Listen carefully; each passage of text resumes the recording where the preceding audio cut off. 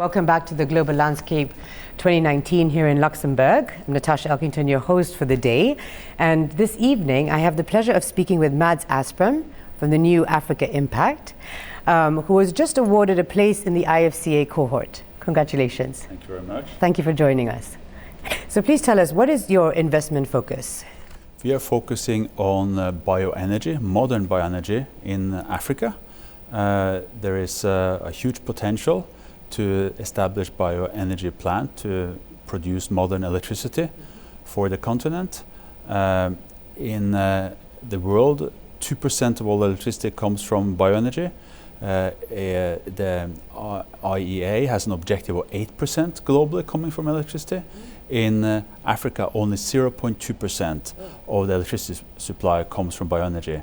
And that's not because there's no bioenergy used in Africa. As a matter of fact, bioenergy is more important as a percentage of the energy consumption there than anywhere else in the world. It's just that it's in an old-fashioned and partly unhealthy way. And we want to bring it on the grids and converting the biomass waste to electricity in efficient and modern fashion. Wow, interesting. So what's innovative then about your initiative? This technology is old, and what we want to do though is to try to standardize as much as possible rather than creating special solutions. We want to have a very generalized technology, but solutions aimed at the forestry and the agricultural value chains. So we have a combined heat and power plants, so that electricity will be partly used by the processing plants where we co-locate, processing plants that produces a lot of waste that we will burn in our furnaces. There will be grid-connected electricity, and there will also be heat, either steam or hot water produced to feed into the processing plant. Heat and in either steam or hot water format is often expensive for agricultural processing and forestry processing, and that's a key byproduct from this process. Okay, very interesting. So tell us, how will your initiative impact on climate finance? We will try to raise funding here. We are aiming at a €100 million fund, provide a very targeted opportunity for investors to contribute and invest in this very narrow niche of the renewable energy sector.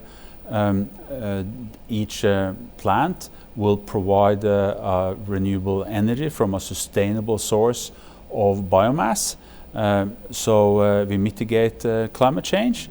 There is also a huge adaptation factor because these plants will source from plantation forestry primarily, which is a highly labor-intensive activity. There's a lot of thousands and thousands of people employed in the forestry sector.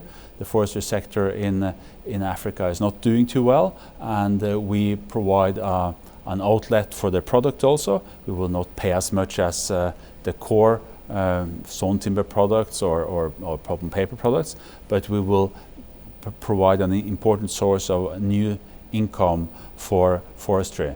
It's very nice that everybody talks about planting trees today, which is very important.